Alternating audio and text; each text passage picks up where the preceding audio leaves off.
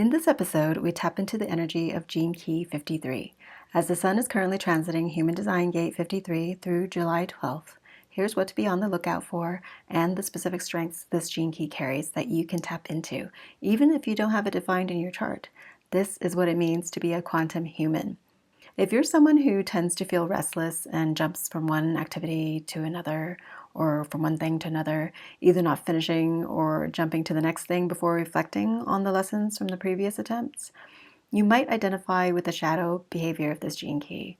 And if you are a manifesting generator, chances are you can relate to this in a big way. I know I can. While there's nothing specifically wrong with jumping around, what's important is you are aware of the fact that you're jumping around when you're jumping around and why you're doing it. Are you jumping to the next thing because you're losing interest? Or is there an underlying fear that's keeping you from fully committing and completing what you initially set out to complete? I, for one, certainly can relate to this frenetic, restless behavior as a 6-2 manifesting generator myself. And in a bit here, I'll share a key story that illustrates this gene key in action. So stay tuned for that. First, I have to say I love contemplating Gene Key 53 because it's the archetype of the initiator, the starter. This is a masculine, creative, expansive energy. In human design, the archetype is known as a developer, and it's about development. It's about our development, our evolution, and our expansion of the self, and ultimately for the collective. This energy lies in the root center, and so if you have this defined in your chart, you might be drawn to using it as an anchor that you can come back to anytime. An anchor that grounds you and gives you a sense of self-assurance and trust in yourself. While this gene key is the energy of the starter, it isn't just about starting something new, but about starting something new with an intention to see it through, and with the grace to move with the natural rhythms and the law of nature, to surrender our mind and our body to divine timing.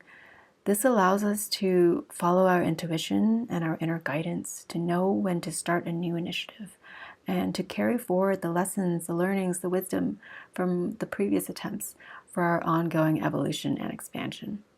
Gene Key 53 goes from the shadow quality of immaturity to the essence of superabundance through the process of expansion.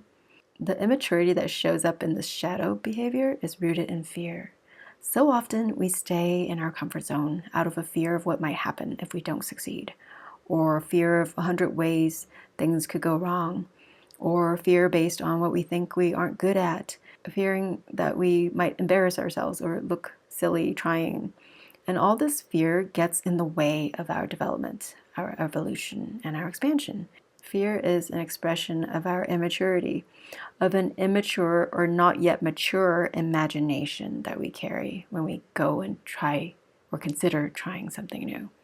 Gene Key 53 gives us the energy to try these new things with the best of intentions and see what happens, being open and receptive.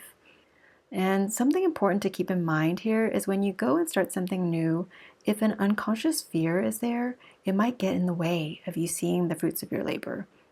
Trust me, I know this by personal experience. So it's important you bring any fears to light at the beginning, when you're starting a new initiative.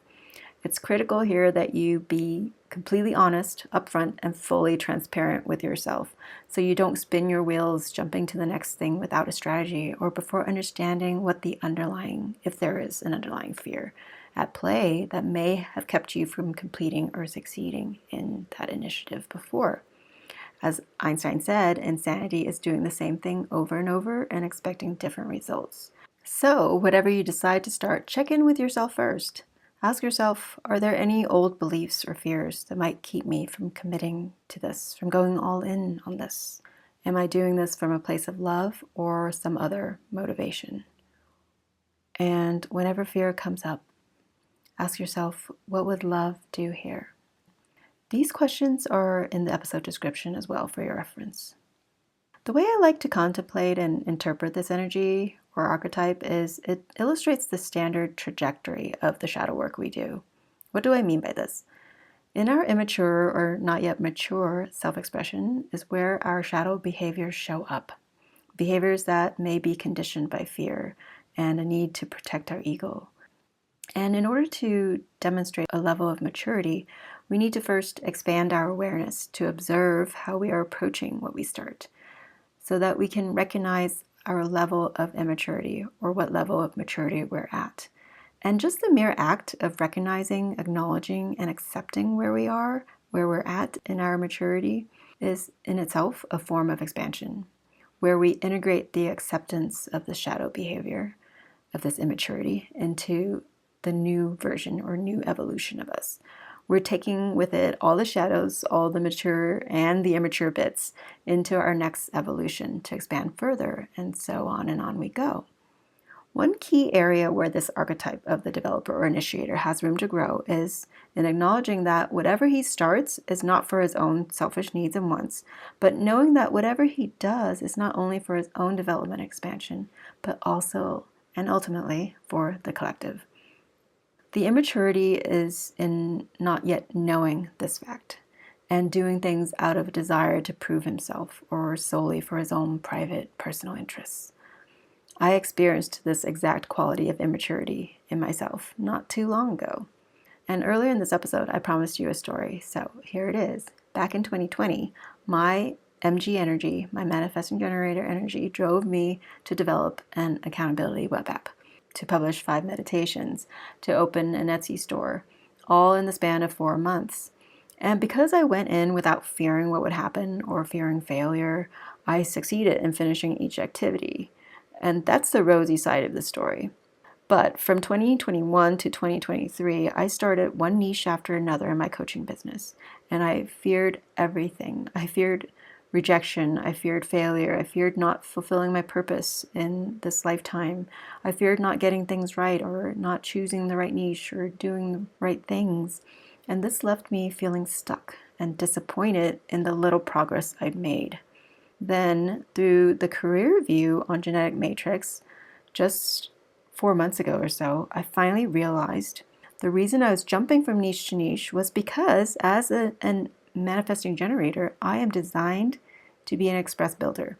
So if you're listening and you're a manifesting generator, we are designed to be express builders, to solve problems quickly and to help people find the most efficient path to a solution, because we're all about being quick and efficient and finding shortcuts. But shortcuts where we are developing still and expanding, shortcuts that offer us a simpler way to get to the results we want faster. And in March this year, I gave 4 talks. I gave 1 talk on corporate employee engagement and how to build a winning team. While it was chock full of practical, valuable content, it was actually too much information because I wanted to prove it was valuable. Because I feared people wouldn't find it valuable if I didn't put enough content, enough value in it. And this fear of disapproval or this desire, craving validation actually got in the way of that initiative succeeding. Ego got in the way. However, in the same month, I gave 3 other talks on Insight Timer, stepping through how to overcome general and social anxiety and on how to heal our relationships. And these talks were received well. Why? Because I did them from a place of love, not fearing how the information would land with people, not doubting whether my content would be deemed valuable by them, because I knew it was valuable. I already had that sense of self-worth, that sense of value in my content.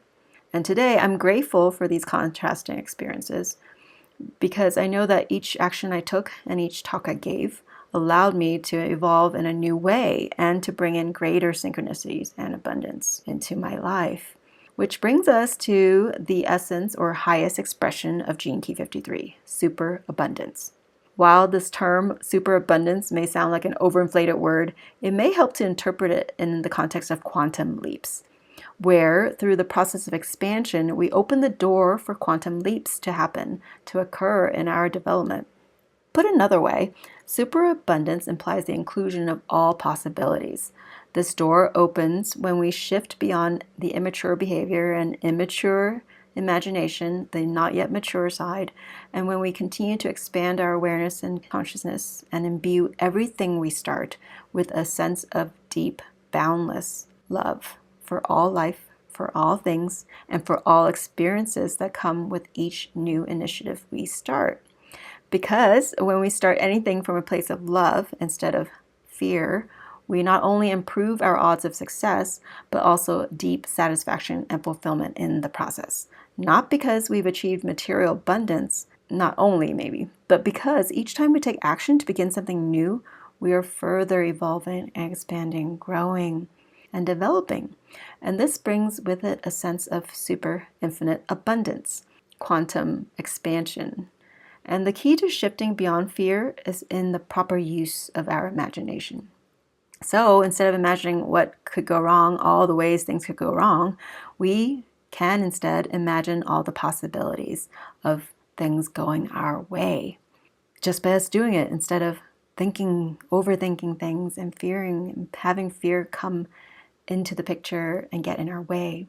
And at the end of the day, the only thing that limits us, the only thing that limits what we can do is our imagination. So I say, don't be realistic. Don't limit your imagination to what's realistic, but be imaginative. In closing, here are some questions you might consider answering to activate the energy of the developer and the initiator in you. My recommendation is, for any question here you have an immediate answer to, either journal on it or answer them out loud, because when we hear ourselves, we can actually process things. You can integrate what we hear. And when you listen to the sound of your voice with love in your heart, this will silence any old immature fear you had before. So here are the questions you can ask yourself. What is that one thing I've been wanting to try, but haven't because fear or ego has gotten in my way? Whatever activity I start today, what is my honest intention for doing this? Where is my approach or process immature when I go to start something new? Where might I be putting pressure on myself to succeed? Where might I be fearing failure? What can I take full responsibility for? How can I make my process more mature when I start something new? How can I allow myself to develop and evolve naturally? What expectations can I let go of? How might I use my imagination to dream up wonderful scenarios for how things could play out and go my way? Where am I doing the same thing over and over and expecting a different result? Whatever I choose to start today, am I doing it from a place of love with everyone's interest in mind? And here's a bonus tip for you. When you sense fear, ask yourself, what would love do here? How would love go about starting this new activity? These questions are also included in the episode description for your convenience. I hope you enjoyed this episode. Please leave a comment if you found this useful so I know to do more of these. Thank you for tuning in today and for investing the time in your continuous development, your evolution, and your expansion for yourself and for the collective. Namaste.